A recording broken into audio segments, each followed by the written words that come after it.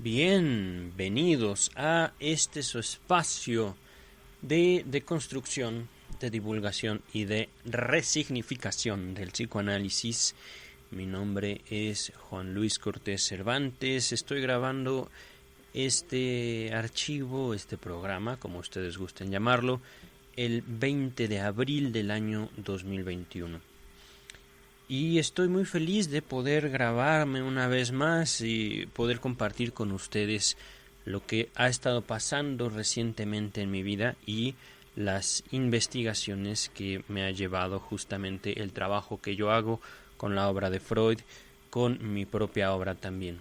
Que les recuerdo, mi libro que escribí en el año, o que finalicé en el año 2019, lo pueden encontrar en Amazon o, si ustedes gustan, también a través de las cuentas de redes sociales de su servidor.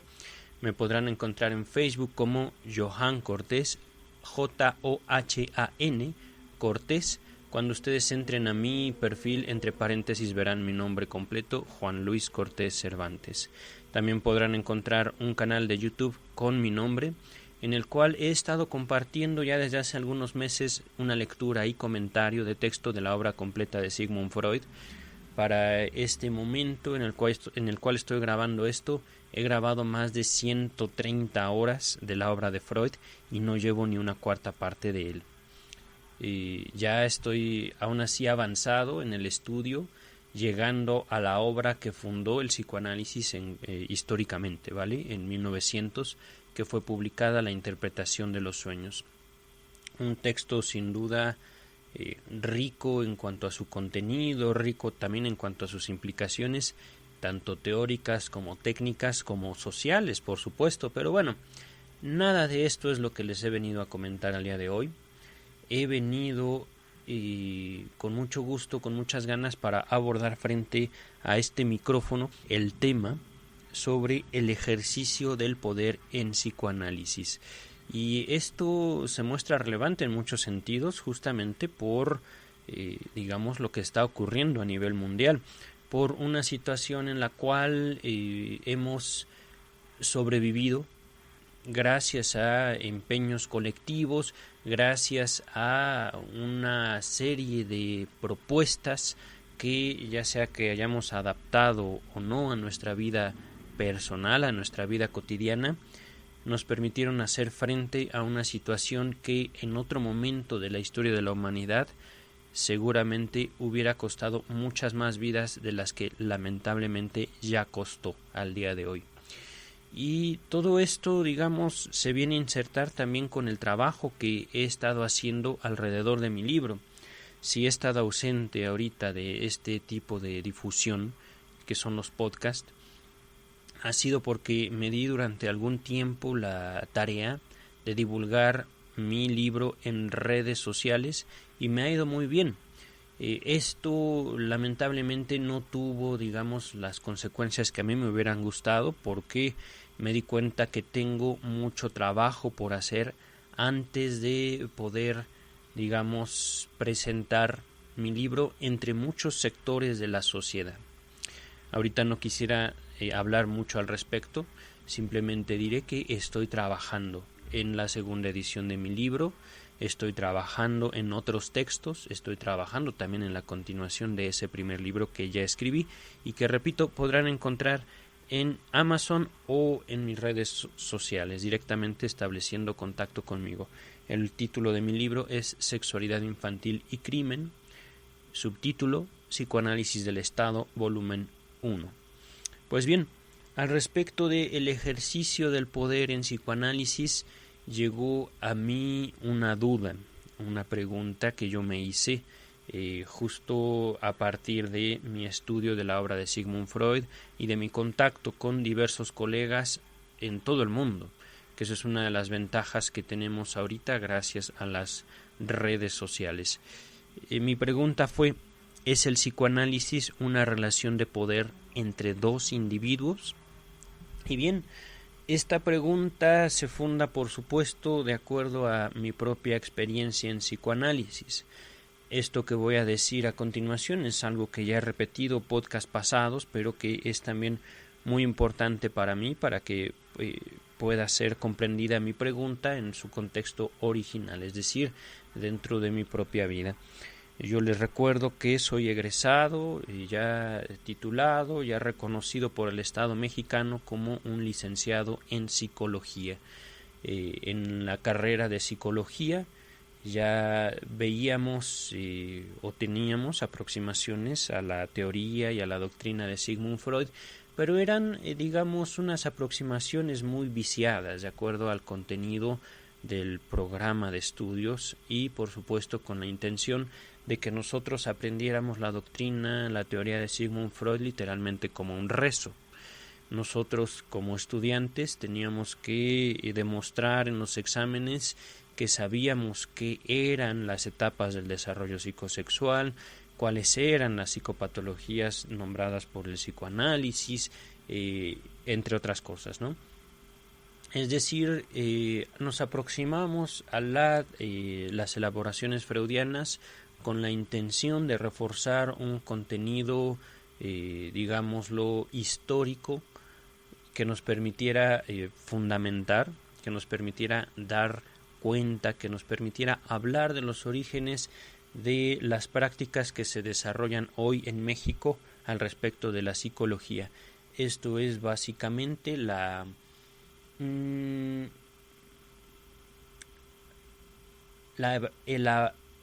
evaluación de la personalidad, la evaluación, digamos, también estadística de los procesos mentales.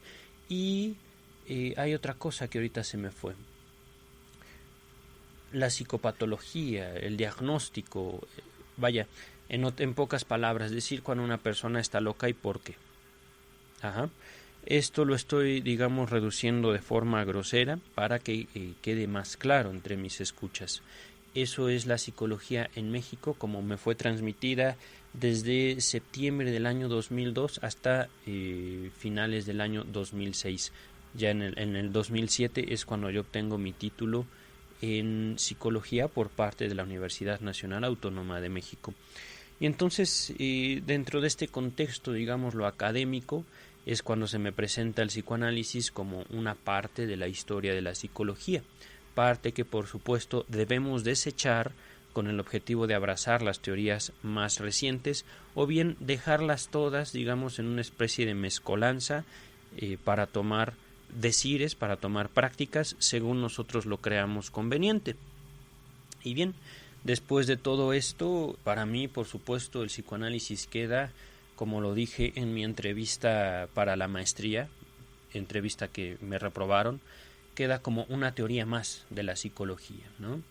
Esto fue de mi examen de maestría, de mi entrevista de maestría.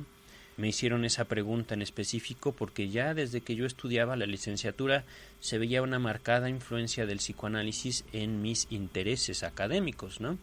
Entonces, cuando yo llego a pedir estudiar la maestría en adicciones, me notan eso. Eso, por supuesto, resultó, y digámoslo así, en un pecado gravísimo para aquellos académicos de los cuales dependía mi formación en psicología de las adicciones por allá por el año 2009, que es cuando yo quisiera o me propuse estudiar la maestría. Habiendo pasado mis exámenes teóricos, me reprobaron en la entrevista, pero estuvo bien. Al final, después de ese fracaso académico, digamos fracaso en la Universidad Nacional Autónoma de México, yo me acerco a mi primera pasión que me llevó a la psicología, y esto fue justamente el psicoanálisis, que les recordaré. A partir del año 2009 hasta la fecha, en el año 2009 fue cuando empecé mi formación como psicoanalista por parte del Centro de Investigación y Estudios Lacanianos en la Ciudad de México. Ya fue ahí, en un ambiente mucho más libre, mucho menos institucionalizado y un ambiente ciertamente peligroso. Ahorita les explicaré los peligros. Fue donde yo empecé a vivir el psicoanálisis, no como una práctica que tenía como objetivo dar cuerpo a la psicología y, por supuesto, justificar delante de mis semejantes, delante de otras personas, la razón por la cual yo debía hacer evaluaciones para determinar, esto lo digo de forma grosera pero muy directo, para determinar lo loco que están mis semejantes y también para justificar el hecho de que yo hiciera pruebas psicológicas. De entrada, aquella experiencia que me marcó profundamente, mi seminario de formación como psicoanalista, ya rompía de forma directa con todo aquello que me habían enseñado en la Facultad de Psicología, como, digámoslo así, uno más del montón, una voz dentro del montón de voces que buscan darle cuerpo a la psicología. Esto no recuerdo haberlo compartido con ustedes en ocasiones pasadas, pero antes de yo llegar al seminario de formación como psicoanalista, ya había tenido contacto justo con muchos maestros no psicoanalistas. En la facultad no se habla de psicoanalistas, en la Facultad de Psicología se hablan de psicoterapeutas de corte psicoanalítico, maestría en terapia orientada psicoanalíticamente, etc. Los psicoanalistas los vine a conocer después de salir de la Facultad de Psicología, y justamente fue en el Centro de Investigación y Estudios Lacanianos, ¿no? Algo que yo menciono en mi libro es que aquí en el centro, o ahí en el Centro de Investigación y Estudios Lacanianos, había psicólogos, por supuesto, había filósofos, había matemáticos, había médicos, pero todos ellos dejaban de lado su mote académico, digamos, su licenciado en, para abrazar el adjetivo de psicoanalista. Y eso fue algo que me marcó profundamente. Entonces ya no se trataba de obtener maestría, doctorado, postdoctorado, para entonces y solo entonces decirme psicoanalista. Ciertamente no.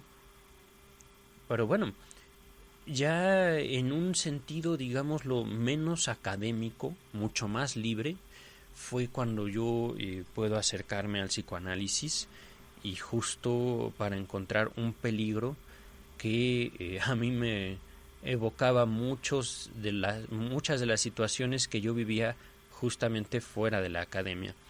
Como podrán notar ustedes, y si no lo notan, se los comento directamente, yo vivo en la Ciudad de México, una ciudad y una sociedad donde ciertamente podemos encontrar el peligro a cada paso que damos. No estoy tratando de exagerar, no estoy tratando, digamos, de espantar a cualquier visitante. Este peligro es un peligro natural. Es una situación que solo se aminora en sociedades donde la vejez perdura como un factor, digámoslo, casi generalizable a toda la población humana. Pero ciertamente poblaciones jóvenes, poblaciones activas económicamente, van a tener ya un cierto grado de peligrosidad. Es natural, y es algo que también desarrollo en mi libro.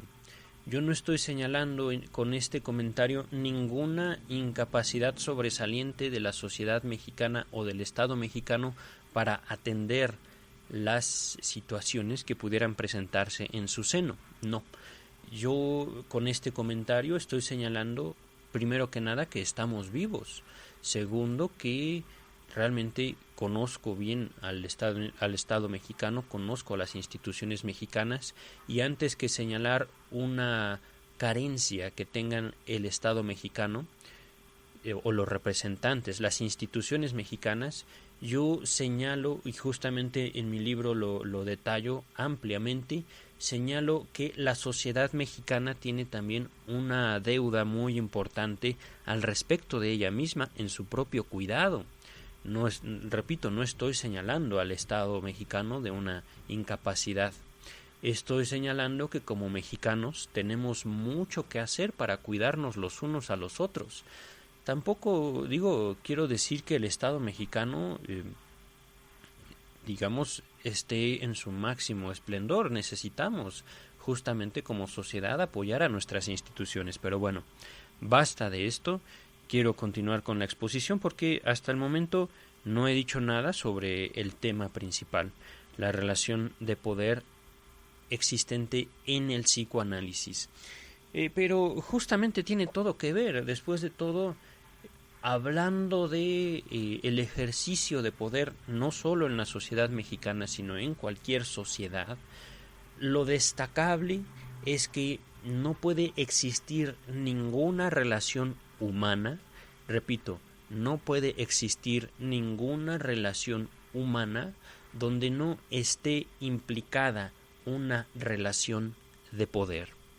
Y esto, por supuesto, abarca la relación analítica. Pero la relación que establece el psicoanalista con el analizante es una relación muy, pero muy distinta de la que establece el psicólogo con su paciente o con su cliente, porque aquí es otra de las distinciones, ¿no? Hay la terapia orientada al cliente, de acuerdo, por supuesto, creo que es Rogers, un teórico americano, no psicoanalista, sino psicólogo, que se apoya, digámoslo, en la influencia de su sociedad, en las tradiciones de su cultura, para hacer una práctica psicológica que ya no trata pacientes, sino clientes, literalmente. En estas tradiciones que van desde el conductismo hasta el cognitivo-conductual, pasando por el coaching, etcétera, se concibe la relación como la relación, digamos, del profesional con su cliente-paciente, no sé cómo llamarlo, porque ahí varía mucho de la concepción, de la teoría, al respecto de la necesidad que puedan percibir en el otro. Se trata de una relación directa, ¿no? Un ejercicio de poder que tiene como objetivo llevar al cliente-paciente a una meta específica. Dudaba, me reía también de mí mismo al atropellarme con la palabra específicamente. Pero bueno, quisiera, por este atropello que he tenido en mi subjetividad, por este atropello que he tenido en mi decir, por mi risa, quisiera replantearme. Gran parte de la psicología depende de una concepción de éxito. Depende la psicología de un objetivo específico, claro. Y justamente en esta, digamos, en este afán se inserta el psicoanálisis desde el punto de vista académico, es decir, en la universidad se nos presenta un psicoanálisis que tiene como objetivo, aquí viene justamente la noción de salud mental, terminar con los síntomas. El objetivo del psicoanálisis planteado en la universidad es eliminar los síntomas del paciente. Por ejemplo, si un paciente llega con fobias, el objetivo del psicoanálisis influido por la academia es quitarle las fobias. ¿Por qué? Porque las fobias son malas. ¿Por qué? Porque a nadie le gusta tener fobias. Ahorita estoy también siendo groseramente específico en mi descripción del psicoanálisis académico. Esto, por supuesto, esta concepción que yo adquirí en la universidad se vio trastornada, literalmente, por mi experiencia en la escuela analítica, en la escuela lacaniana, donde yo me formé. Una escuela que, como ustedes podrán escuchar, aquellos que tienen, digamos, ya una experiencia con analistas lacanianos, totalmente distinta a otras escuelas lacanianas. Yo no voy a hablarles en este podcast, y yo espero que ninguno de los que siguen, sobre objeto A, sobre lo real, sobre lo simbólico, etcétera, etcétera, etcétera, asumiendo que ustedes ya tienen todo el bagaje cultural para entender a Lacan. De hecho, justo lo que se me imprimió en la escuela, en mi formación, en mi seminario como psicoanalista, no es entender el psicoanálisis, sino vivirlo. Dejarse conmover en lo más íntimo por la obra de Sigmund Freud. Esto es, a veces, literalmente, cerrar mi tomo de Sigmund Freud, dejarlo en un rincón de mi cuarto y ponerme a temblar. Estoy ahorita ciertamente ilustrando una relación cómica, sin duda, pero real. Recuerdo muy bien que cuando leía mis primeras lecturas, Inhibición, síntoma y angustia, abrí el tomo así al azar, leí la frase El deseo mata, así nada más, y cerré mi libro y no quise saber nada de ese texto durante meses. Les estoy hablando, por supuesto, en un periodo entre 2009 y 2012, tiempo en el cual duré yo en la formación como psicoanalista, pero que, digamos, no se terminaba ahí. Si les digo que de 2009 a la fecha es que sigo formándome, no quiere decir que yo siga acudiendo a clases en el Instituto Lacaniano donde me formé, sino que lo que yo hacía allá en el Instituto Lacaniano, leer directamente a Freud, compartir mis experiencias, compartir mis vivencias al respecto de esas lecturas, compartir mis interpretaciones de dichas lecturas con mis colegas, con mis compañeros del seminario, es algo que sigo haciendo hasta ahora.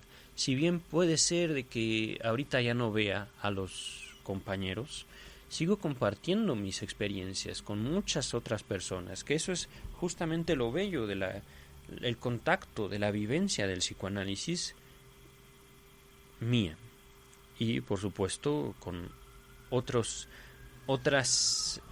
vidas en todo el mundo. Hasta cierto punto es una experiencia muy similar a la que tienen los creyentes de una religión, pero ya hablaremos de esta comparación en otro momento.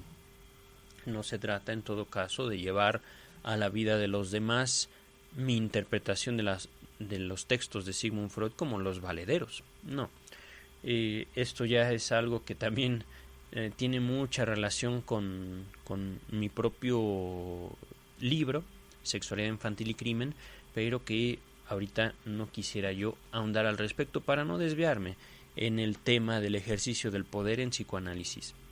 Entonces, justamente, como les he venido comentando, yo en la universidad me había hecho ya de una imagen del psicoanálisis, me había hecho ya de una práctica, no del psicoanálisis, sino de la psicología, en base justamente al contacto que había tenido con mis maestros en terapia psicoanalítica, por ejemplo, o en terapia orientada psicoanalíticamente.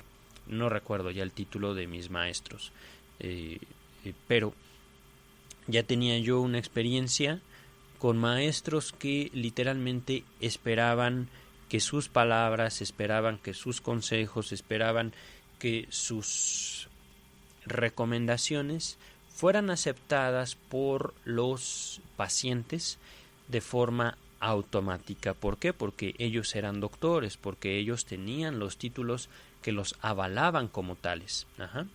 Esto les estoy hablando de experiencias profesionales que yo adquirí desde 2006 hasta 2009, incluido también mi servicio social, que entonces estoy hablando posiblemente del 2005 hasta el 2009.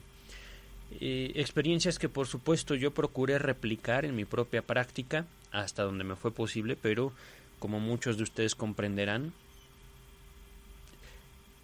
el esperar que otros individuos se callen y hagan lo que uno quiere porque uno tiene un título es una esperanza inocente, es una esperanza pues vana realmente.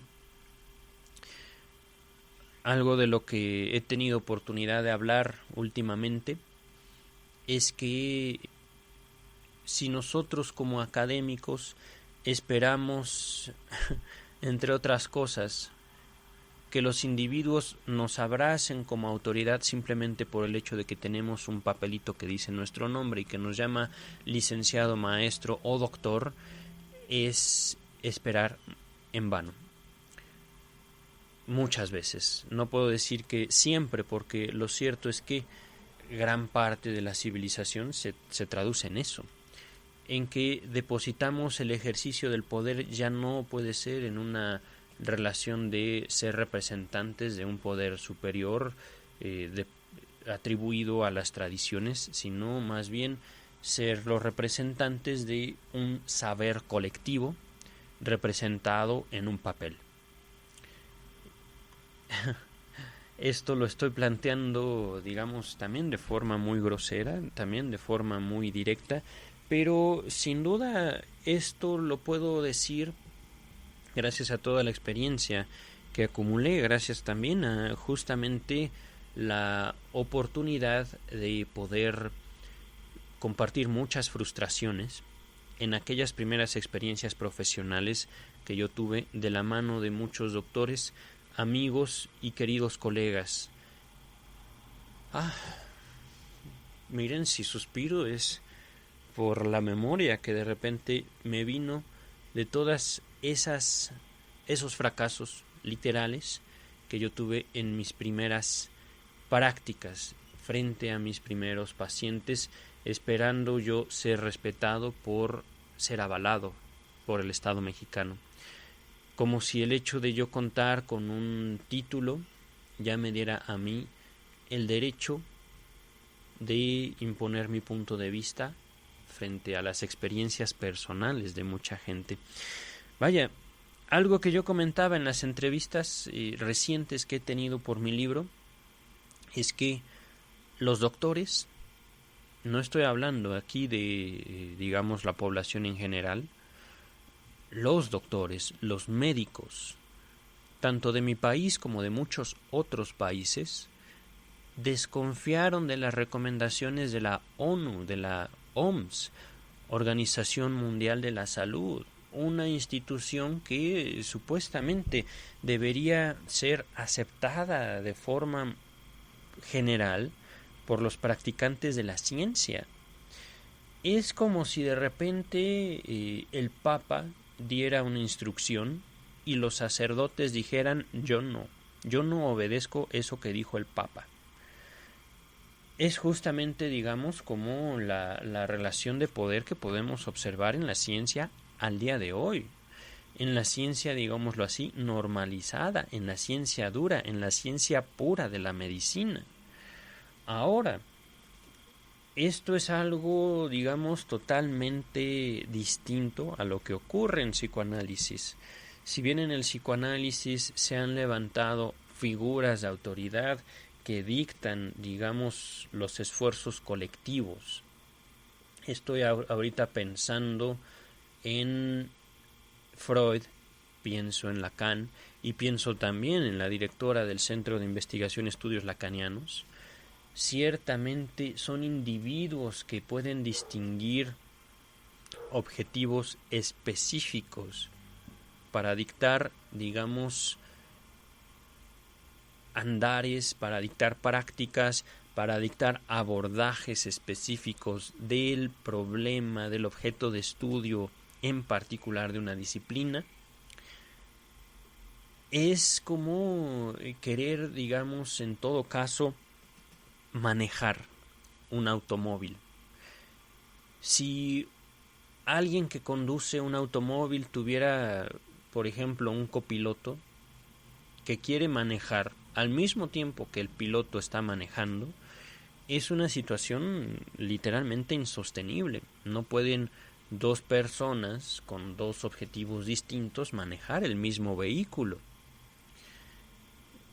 Es algo natural, es algo, digámoslo, necesario, poder distinguir la figura de individuos ya con una experiencia o con un conocimiento de causa, tanto de la disciplina como una perspectiva de la relación global, de la relación que guarda esa disciplina con el resto del mundo, para poder dictar, en todo caso, objetivos específicos, tanto a los grupos como a los individuos en particular. Ahí se entiende, por supuesto, y ahí es donde justamente podemos retomar la relación de poder en el psicoanálisis. Freud decía y tenía mucho control, lo mismo que Lacan, lo mismo que la doctora Silvia Heiser, de todas aquellas voluntades que eligen estar cerca del maestro. Y debo de señalar voluntades que ciertamente tienen muchas ventajas al estar cerca justamente de las cabezas. Son experiencias sin duda riquísimas que a uno también lo comprometen. Ahí es justamente donde yo podría retomar el asunto del peligro que significa la vida del psicoanálisis fuera de la academia. Verán ustedes que en la academia, es decir, en la universidad, era cuestión de aguantar a quien quiera que estuviera al frente de la clase, es decir, cualquier maestro con cualquier tipo de criterio y cualquier forma de evaluar. Simplemente como estudiante te aguantabas y con un poquito de paciencia tenías tu calificación aprobatoria. Si reprobabas, buscabas otra voluntad más acorde a la tuya o tal vez más fácil de sobrellevar y ¡pum! En unos cuantos años ahí tienes tu título. En psicoanálisis fuera de la academia no es así. Literalmente, alguna, digamos, falta que ya justo se dejaba ver, ya no tanto un criterio relativo, un criterio arbitrario en la figura del maestro, del analista. Ya no se dejaba tanto ver eso, sino más bien los atropellos que uno como alumno, uno también como analizante puede llegar a cometer en contra del analista, en contra de esa figura de autoridad. Esa clase de atropellos tampoco se ve en la academia y era muy evidente a veces en la relación que teníamos analizante y analista. Aquí es donde se deja ver, digamos, parte de del ejercicio de poder, pero ya no desde el punto de la autoridad, sino más bien la razón por la cual la autoridad académica se haya investida de 1,000 protecciones hacia ese ejercicio que los seres humanos aparentemente indefensos, que son los alumnos, pueden ejercer. Verán ustedes que ya que en el instituto donde yo me formé como psicoanalista ocurrieron ciertos eventos que ahorita no detallaré ampliamente, pero que me permitían notar que era uno como supuesto elemento receptivo, como supuesto elemento pasivo. Era uno donde justo llegaba a atropellar no solo al analista, no solo a la institución donde se compartía el psicoanálisis, sino al psicoanálisis mismo. Imagínense que para ilustrar esta relación de peligro,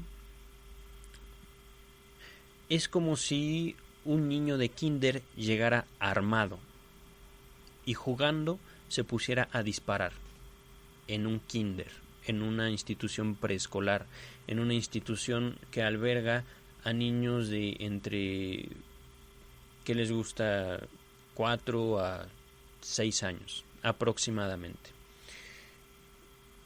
Esta situación, por supuesto, terrible, si se llegara a presentar en la realidad, esta situación la planteo para ilustrar la relación entre los alumnos y la academia en general.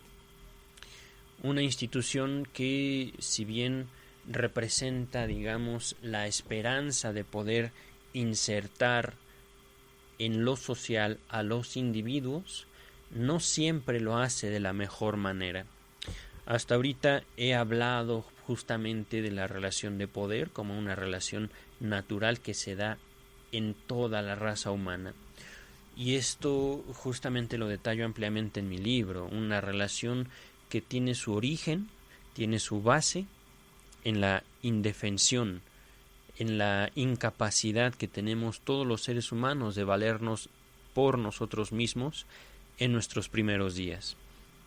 Una relación en la cual nuestros padres, nuestros cuidadores o incluso el Estado mismo acoge a la criatura infantil, acoge al ser humano recién nacido para procurarle los cuidados y que así pueda literalmente sobrevivir.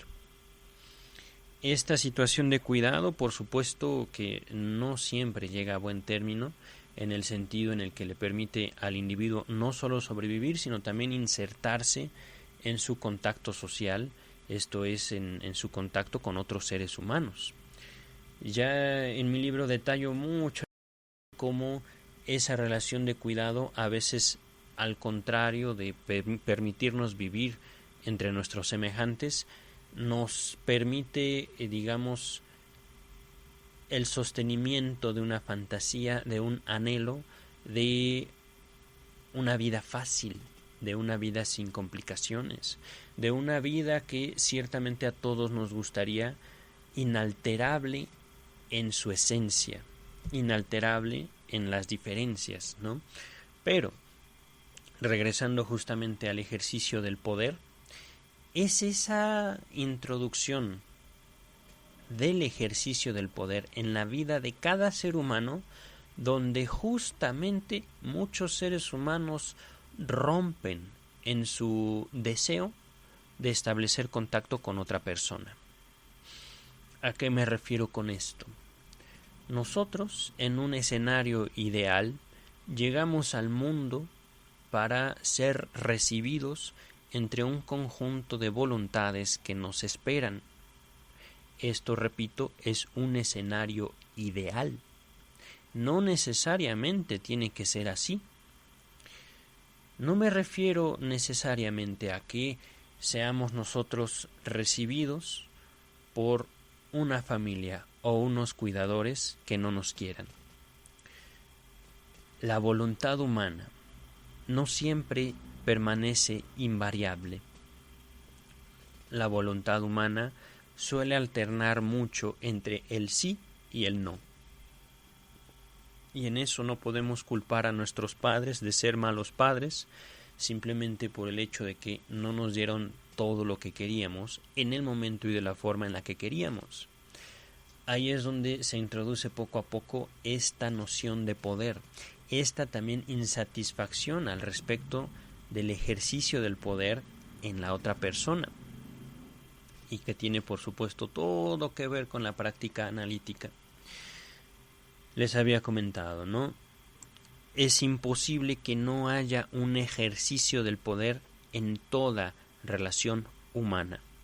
Había hablado del psicoanálisis como ciertamente una disciplina y ciertamente un movimiento científico, un movimiento ideológico que hizo eco en todo el mundo, literalmente en todo el mundo, desde los años en los cuales Sigmund Freud estaba con vida. Al día de hoy yo tengo conocimiento, por supuesto, de muchas escuelas de psicoanálisis distribuidas en todas partes del mundo, excepto tal vez en Medio Oriente, donde, por supuesto, bueno, hasta donde tengo conocimiento, puede ser que aquí me equivoque, pero se descarta el psicoanálisis por su influencia judía. Esto, por supuesto, podría ser un dato en el cual yo me equivoque, pero será un dato que yo seguiré investigando, por supuesto, para poder tener una perspectiva más global sobre la situación del psicoanálisis mundialmente. Pero, así como les comentaba, el psicoanálisis en México es una de muchas voces que se escucha al interior del seno de la psicología. En Argentina, por ejemplo, en Argentina se tiene el psicoanálisis como la teoría predominante en la formación de la psicología. Por eso ahorita muchos de mis contactos en Twitter, muchos de mis contactos en mis redes sociales, Facebook, en Instagram, son psicólogos, por supuesto, psicoanalistas argentinos.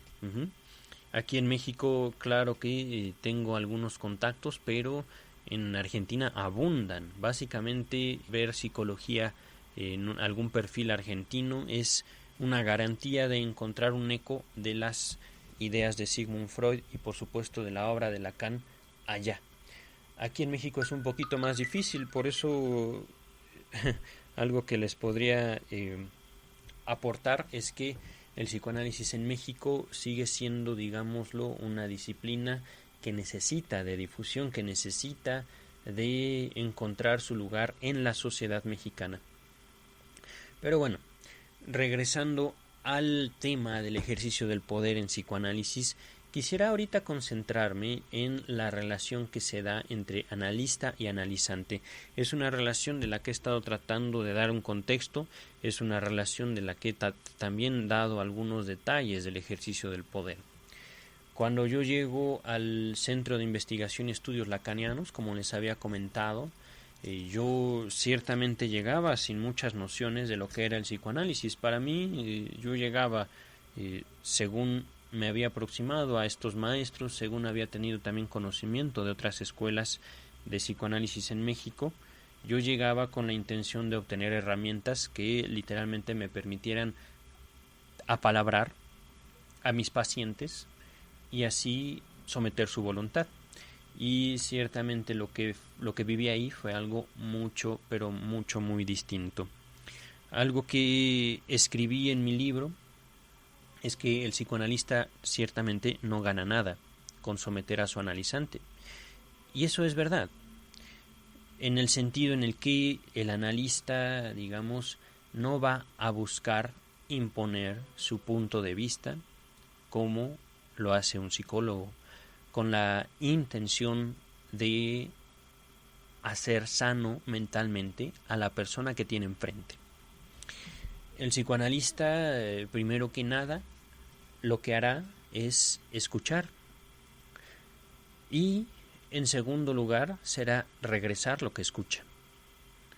Aquí es algo que, digamos, me llamó la atención profundamente cuando yo me aproximé al psicoanálisis, y ya no como estudiante, sino también como analizante.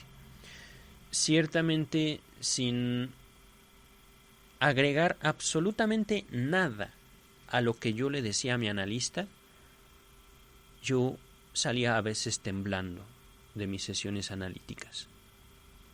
Una de las sesiones más cortas que tuve y por supuesto más terribles ocurrió de la siguiente manera.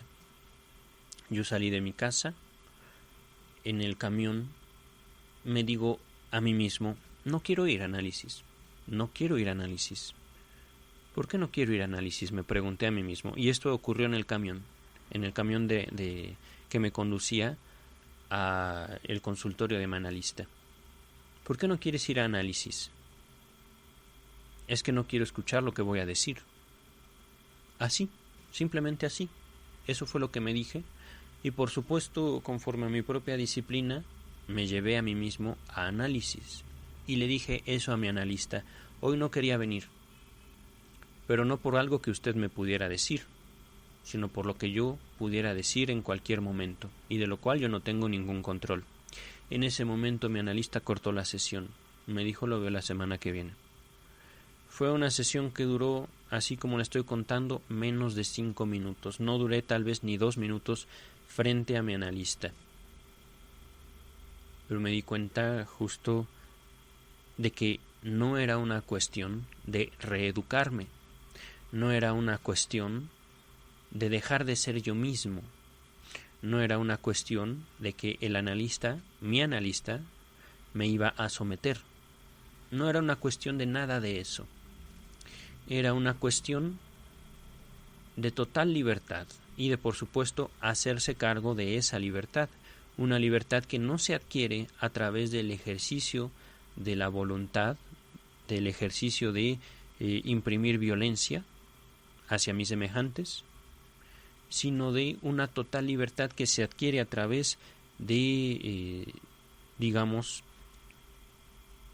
representar la realidad a través de la palabra.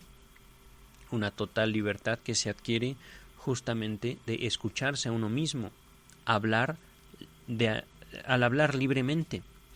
Una total libertad en cuestión, digámoslo así, dinámica, una total libertad de poder hablar lo que uno quiera en el momento en el que uno quiera y, por supuesto, una total libertad en contraste con un sometimiento que yo hago de mí mismo. Esto podría ser un poquito complicado, quisiera ponerlo de la forma más clara posible. Aquí podrán justamente distinguir el carácter de la escuela lacaniana a la que yo fui. Yo no busco complejizar, yo no busco hacer más confuso mi decir con el afán de engatusarlos y con el afán de que ustedes digan, oh, mira, ahí hay algo. Yo voy a intentar descifrarlo para también apalabrar a mis víctimas pacientes. No. Estando frente a mi analista, me di cuenta que lo más terrible que yo pudiera enfrentar sería mi propia palabra, viniendo de una libertad que yo me daría de hablar de todo.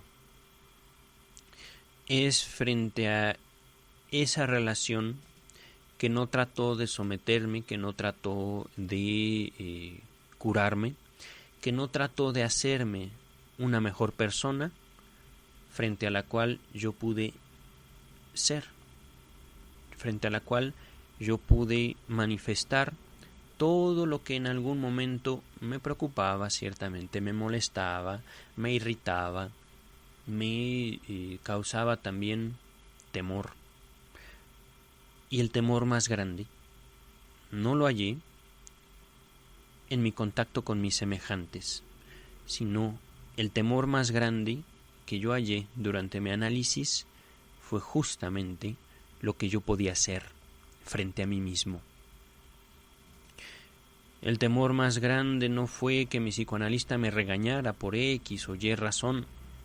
El temor más grande fue para mí encontrar dentro de mi palabra, dentro de mi decir, algo que yo no quería enfrentar de mí mismo. Eso es el psicoanálisis. Verán, mientras yo me planteaba esta duda, repito, ¿es el psicoanálisis una relación de poder entre dos individuos? Por supuesto que tenía presentes todas estas experiencias que les he venido contando en este espacio, en este podcast, en esta grabación que estoy haciendo. Pero ciertamente, así como contesté ahorita, yo me estaba contestando lo mismo con otras palabras. Quisiera compartirles, ya es con el afán de cerrar este espacio, es con el afán de cerrar este tiempo de deconstrucción y resignificación del psicoanálisis. Escribí, tengo una duda. ¿Es el psicoanálisis una relación de poder entre dos individuos? Nuevamente, la respuesta no es sencilla. Propiamente, el análisis es fomentado por el analista, pero no hay garantía que la relación entre analista y analizante devenga en análisis. Puede que el análisis como relación del individuo consigo mismo que le permita reclamar porciones de su mundo de representaciones y fundar nuevas pautas de relación consigo mismo y los demás, no tenga lugar frente al analista, sino que ocurra a consecuencia del tiempo invertido en aquella relación. En otras palabras, para ponerlo más sencillo, la relación de análisis que uno tiene con el analista en diván, incluso frente a él, frente a ella, no necesariamente es garantía de que el análisis va a ocurrir ahí, en el consultorio. Puede ser que ese objetivo que persigue el análisis, como lo voy a poner en estas palabras, hacer consciente lo inconsciente, en otras palabras, relacionarse con uno mismo, con esas porciones de la vida que uno aparta de sí, con esos sentimientos, con esas consecuencias, con esas perspectivas que a uno no le gusta observar del mundo y de sí mismo. Puede ser que todo eso no ocurra frente al analista. Puede ser que todo eso ocurra afuera del análisis, en un espacio diferente. Pero por supuesto, influenciado por la figura del analista. Esto es, que el psicoanálisis como técnica nunca, esto lo enfatizo, nunca, pero nunca, podrá reclamar una preeminencia frente al ejercicio de la voluntad de los individuos. Esto es, el sujeto analizante llegará libre y se irá libre del diván. Ni la experiencia analítica ni el psicoanálisis mismo se hicieron con el objetivo de anular las diferencias u homologar los criterios frente a las demandas de la vida. Por ello, el psicoanálisis no es una práctica cuyo marco de referencia sea el ejercicio de un poder autoritario sobre una voluntad que necesite ser reformada. Esto lo entenderán, esto ya no está escrito, pero lo entenderán. Yo lo tomé de mi práctica y experiencia en la psicología en México del año 2006 al 2009. Eso fue lo que yo viví. Eso fue lo que a mí me enseñó la psicología. Yo soy psicólogo y tú como mi paciente te tienes que callar. ¿Por qué? Porque yo tengo título y sé mejor que tú cómo debes vivir la vida. Aquí entenderán justamente en esta forma grosera pero directa en la cual lo expongo el conflicto de la psicología. Como, digámoslo así, una experiencia de ejercicio de poder totalmente, digamos, relacionada con una jerarquía académica. Yo como alumno tengo que ir a clases y callarme delante del profesor. Y ese mismo modelo llevarlo a mis relaciones de pacientes, cosa que por supuesto yo les comparto me trajo muchos fracasos, razón por la cual yo quise seguirme formando en la maestría y como no pude la maestría en mi seminario de formación como psicoanalista, cosa que me llevó a otra dimensión, digámoslo así, una dimensión más humana en el ejercicio del poder. Esto ya no está escrito, esto se los comparto así tal cual me nace. Me doy cuenta, y justamente al leer a Sigmund Freud, ahorita no recuerdo en dónde leí lo que les estoy por comentar. Hay casos de histeria, decía Freud, en los cuales no podemos hacer nada. Nada. Lo estoy enfatizando yo. Freud simplemente lo escribe y de forma distinta. A esos casos, no es la cita literal, pero decía Freud, simplemente hay que dejarlos pasar, hay que entregárselos a la vida. Hablando de casos en los cuales la voluntad humana se muestre literalmente imposible de influir, colectiva o individualmente. Y aquí es también, digamos, esta otra forma en la cual podemos concebir la relación de poder en el psicoanálisis. Si bien es necesario concebir, no solo en el psicoanálisis, sino también en toda disciplina humanística, que somos individuos libres.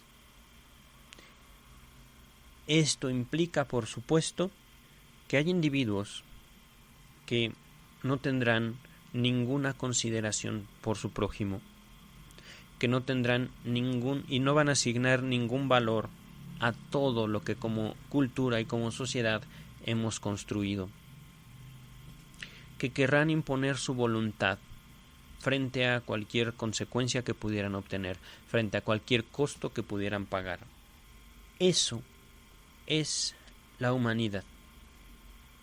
Si bien muchos, la mayor parte de los individuos insertados en una sociedad o en una cultura, en la civilización en general, podemos dar cuenta que convivir con los otros es sacrificar ciertas libertades. Hay individuos cuya, digámoslo así, libertad exacerbada, no solo en la fantasía, no solo en la imaginación o en los sueños, sino en la vida real, va a reclamar acciones de los demás, justamente por esa posibilidad, y esto lo explico en todo mi libro, es que todas las sociedades humanas tuvieron la necesidad de formar códigos de conducta. Todas las sociedades humanas tienen limitaciones aceptables, y esto es importante, en la conducta humana. Todas las sociedades humanas dictan leyes de lo que se espera entre aquellos individuos que forman parte de esa sociedad. Por eso hablo yo de psicoanálisis del Estado, en mi libro. Verán, justamente en este decir de Sigmund Freud hay ciertos casos de histeria que es mejor dejarlos pasar, dejarlos ser, ahí donde la influencia analítica termina. Es, digamos, también otro ejemplo, y por eso mi escrito rezaba que les compartí, este pequeñito, acerca sobre la relación de poder en el psicoanálisis. La respuesta no es sencilla. Ciertamente esperamos como analistas, por un lado, que el individuo que llega y se va sea libre de uno mismo, es decir, de uno como analista. Uno, pues ciertamente ha sido solo una figura entregada al estudio de lo inconsciente frente a Freud, frente a nuestros pacientes. Lo que buscamos es saber si eso que Freud denominó o llamó inconsciente es posible, si eso es algo que ocurre en la vida de la persona que tenemos enfrente, pero buscamos también, y eso fue justo lo que ocurrió en mi caso, que el individuo entre en contacto consigo mismo a través de la relación analítica, que el individuo pueda dar cuenta de eso que vive en él o en ella y de lo cual no quiere saber nada. Ciertamente habré yo escuchado de parte de mi analista algunas de sus opiniones al respecto de la vida, al respecto de las relaciones personales, sociales, pero salí yo de la relación analítica, de aquella experiencia, porque espero regresar a análisis pronto. Salí yo con la total certidumbre de que era yo y seré yo el único responsable de mis actos y omisiones. Eso es algo que es muy difícil de concebir en la psicología, que al menos en México, al menos dentro de mi experiencia, se le toma como una forma de influencia pedagógica. Incluso algunos psicólogos que conozco al día de hoy ofrecen sus servicios como psicopedagogía, una forma, digámoslo así, de educación o de reeducación. Retomando el decir de Freud al respecto de algunos casos de histeria, ciertamente no podemos en todo caso negar que el psicoanalista pueda manifestar sus opiniones durante el análisis. Pero esas opiniones no están para imponerse. Esas opiniones no se dan para que las opiniones del analizante se anulen, se callen, se condenen. No está el análisis para buscar hacer una humanidad, digámoslo así, mejor desde el punto de vista moral o ético. Y sin embargo, es también importante distinguir lo siguiente. El analista, igual que cualquier otra persona, tiene sus propios valores éticos y morales, pero que no los va a llevar, no los va, digamos, a imponer en la relación analítica. Esto es algo que posiblemente ahonde yo en mi segundo volumen de Psicoanálisis del Estado, porque es un tema muy amplio, muy amplio. ¿Qué es el psicoanálisis entonces? ¿Cómo se inserta en la dinámica social? Al momento es algo que yo todavía tengo que definir, tengo que estudiar. Voy a finalizar este tiempo con lo último de mi escrito breve sobre el ejercicio del poder. Sin embargo, el ejercicio del poder no puede escapar de ninguna relación humana. algo que como analizante no me gustaría, pero debo de admitir, fueron las veces que yo atropellé a mi analista. Es algo de lo cual no puedo yo negar, tampoco me gusta reconocer, como lo he dicho, pero tampoco quiero justificar, claro está. Es algo de lo que yo pago con mis propios analizantes. Miren, mi contacto justo con el psicoanálisis me permitió notar cómo las relaciones de poder se invierten aún desde nuestras épocas más tempranas. Como niño, como infante, he de reconocer que yo no sentía la menor simpatía por la figura de mis padres, de mis cuidadores, a pesar de que ellos literalmente me dieron todo. No solo la vida, sino me cuidaron muy bien. Yo quería más. Yo quería tranquilidad perpetua, yo quería felicidad inacabable, yo quería dulces a montones. Pero por supuesto, mis padres me dieron cuidado, higiene, alimentación sana, educación. Hubo momentos en los cuales yo pensé que mis padres me odiaban. ¿Por qué? Porque no me permitían hacer todo lo que yo quería. Eso es ya la introducción a una complicada vida social, y no les hablo solo de mí. Lo que descubrí a partir de mi libro es que la mayor parte de los niños pequeños, no quiere ser cuidado. Y esto, por supuesto, se traduce en una población adulta que no quiere ser cuidada, que no quiere aceptar las formas en las cuales los organismos nacionales e internacionales se estructuran en base a la necesidad de sostener la vida humana. Voy a finalizar aquí. Voy a seguir trabajando. Ahorita estoy muy emocionado por la segunda edición de mi libro. Estoy trabajando arduamente para simplificar lo que yo ya escribí. Posiblemente de ese libro, Sexualidad Infantil y Crimen, vayan a salir al menos otros 3 libros, además de, por supuesto, la continuación que ya tiene título, La Dialéctica del Castigo.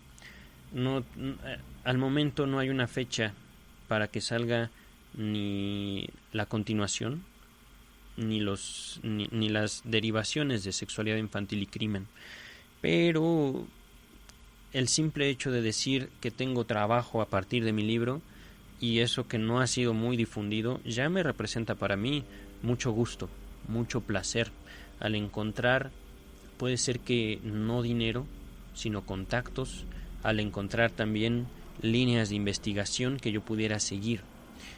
Estoy feliz, en pocas palabras, feliz y ocupado, a veces demasiado ocupado, pero satisfecho.